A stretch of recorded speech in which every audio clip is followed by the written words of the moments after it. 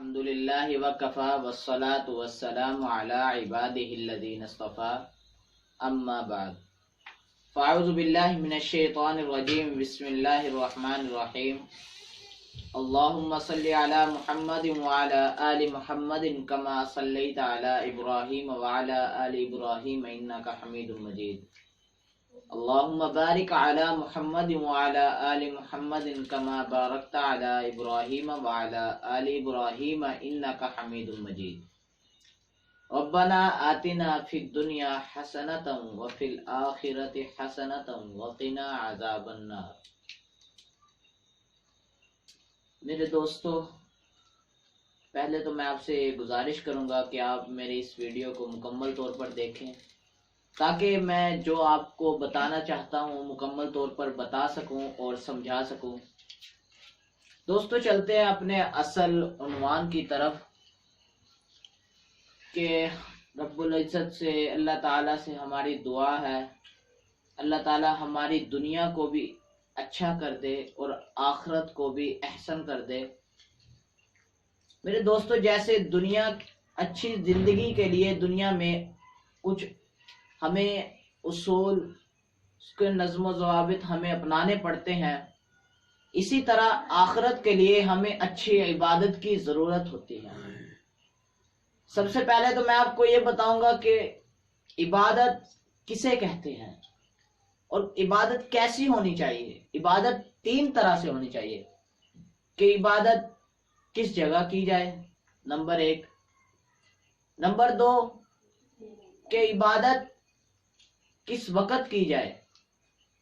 Number تین، کہ عبادت کس سے پوچھ کر کی جائے۔ کبھی وقت کے بدلنے سے عبادت بدل جاتی ہے اور جگہ سے بدلنے سے عبادت بدل جاتی ہے اور کسی عالم سے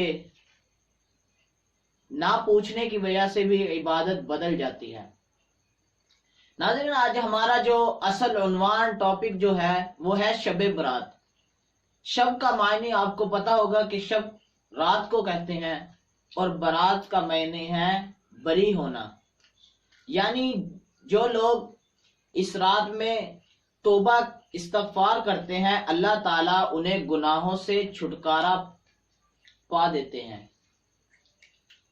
لیکن ناظرین، اس رات میں ہمیں کرنے کے لیے کیا احکام ہے، ہم نے کیا کرنا ہے، یہ میں آپ کو اس ویڈیو میں بتاؤں گا۔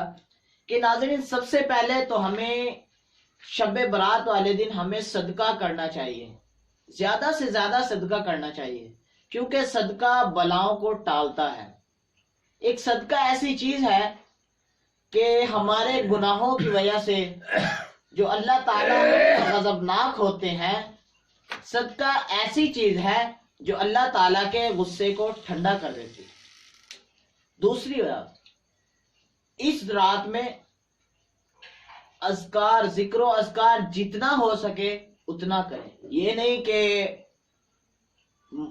اجتماعی طور پر ذکر و اذکار کیا جائے یا اجتماعی نوافل پڑھے جائیں یا اجتماعی طور پر قبرستان جایا جائے، اس سے تھوڑا سا پرہیز کریں، کیونکہ شریعت کی ایک حد ہوتی ہے اور اگر ہم اس حد کو کراس کر جائیں تو ہم بدعت میں شمار ہو سکتے ہیں۔ ناظرین، اس رات کے لیے ہمیں نوافل ادا کرنا چاہیے، لیکن وہ اکیلے نوافل ادا کرنا چاہیے۔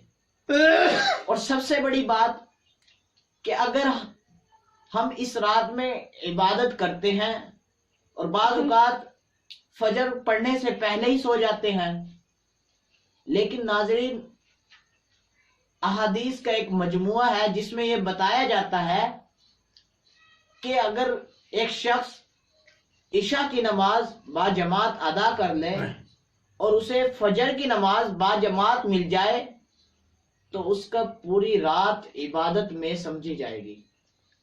لیکن ہم کچھ ایسا کرتے ہیں کہ رات کو تو پوری عبادت کر لیتے ہیں، لیکن فجر کے ٹائم نماز سے پہلے ہی ہم سو جاتے ہیں رات کو نیند کے غلبے کی وجہ سے۔ اس لیے ہمیں یہ چاہیے کہ رات کو جتنی ہو سکے عبادت کریں، ذکر و اذکار کریں، सलात तस्बीह पढ़ें और सदका करें और अपने प्यारों के लिए, अपने लिए दुआ मांगे, क्योंकि यही वो रात है जिसमें अल्लाह रब्बुल इज्जत पूरे साल की रोजी लिखते हैं और इसी रात में हमारे नामा अमाल में लिखा जाता है। और इसी रात में मुर्दा, इस साल में जितने लोग फौत होते हैं या जिन लोगों के नामा अमाल में नेकियां या बदियां होती हैं, सबको इकट्ठा किया जाता है और हमारी पूरे साल की रोजी भी लिख दी जाती है। वो यही दिन होता है।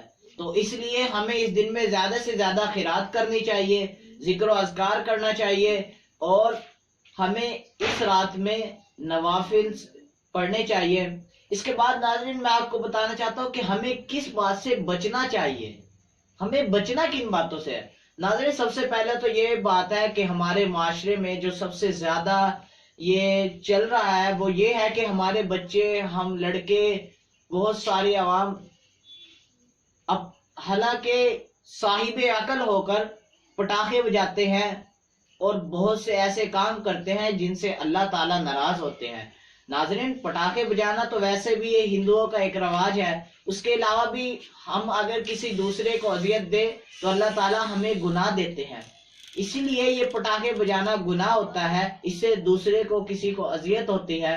तो नाज़रीन और शब बरात जैसी रात को पटाखे बजाए जाए ये तो बहुत बड़ा गुनाह है। इसलिए हमें इस गुनाह से बचना चाहिए और हमें अपने बच्चों को और अपने भाइयों को, अपनी बहनों को इसी बात की तलकीन करनी चाहिए कि पटाखों से परहेज करना चाहिए। अपने बच्चों को भी मस्जिदों में साथ लेकर जाना चाहिए, क्योंकि अगर हमारे बच्चे लड़के अगर ये मस्जिदों में जाएंगे, नमाज अदा करेंगे तो कल ये भी नमाजी बनेंगे। और अगर हम इनको मस्जिदों में साथ ना ले गए तो इनको नमाज की आदत नहीं हो सकती और फिर वो नमाज नहीं पढ़ेंगे, बल्कि वो जब अपनी बड़े होंगे तो अपने वालिदैन को ही बुरा भला कहेंगे, क्योंकि वालिदैन ने उनको नमाज की आदत नहीं डाली। इस नाज़रीन अब मैं इजाजत चाहता हूँ।